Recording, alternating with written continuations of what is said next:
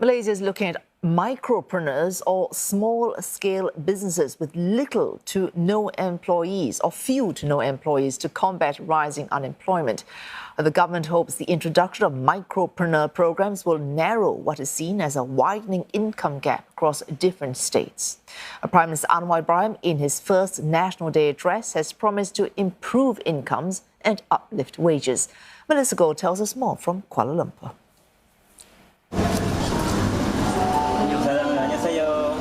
29-year-old Ahmad Iskandar knows about branding. By mixing Korean and Italian coffee cultures with imported beans from Aceh, Indonesia, his multi-coffee pop-up store is a hit among university students. A recipient of government grant under micropreneurship program known as iTekat, he now has 5 stores across several universities in Malaysia and is now actively recruiting. But training undergraduates to become young entrepreneurs like him is easier said than done. It's hard. For 10 participants, only one will stay to be our next, to be their own boss or CEO of the brand, or maybe for the business. There you go. Thank you. Now, currently, 11 commercial banks are involved in the social financing scheme. Prime Minister Anwar's government hopes that more banks will get involved so that more micro businesses like these will benefit. But for young entrepreneurs, having the right attitude is equally important. First, discipline. Right. The second is your hardworking. The most important is your mindset, because most of the students and the candidates that apply for the iTekat is actually when they're affected by the COVID or their loss when they are studying, they do not want to do. It is a good program to give an opportunity for those who is not have enough fund to start a business. Small and medium-sized enterprises are the backbone of Malaysia's economy.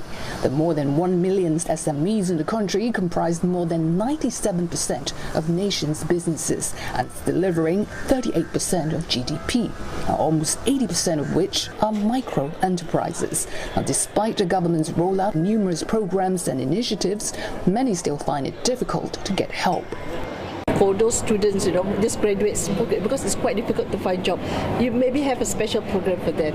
And for us, this going to be senior citizen, maybe there's another program for us, because not everybody do the same thing, not everybody can do the same thing. As simple as that. Very difficult to get it actually. Our suggestion is that we want it very, very transparent or very, very clear for all the business. Indeed, many micro-businesses are struggling amid rising costs and reduced consumer purchasing power. But economists say help must be more targeted and result-oriented. And support has to be, it's not just because you are poor. Because we want to help you so that you can grow.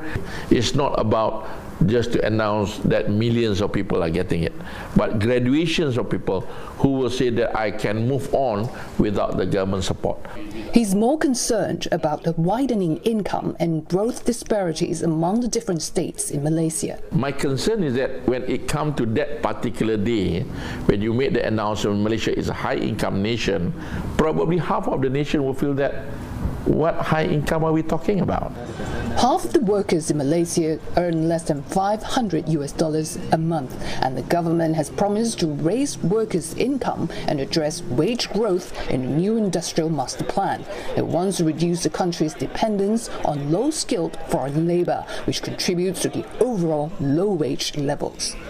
Melissa Goh, CNA, Kuala Lumpur.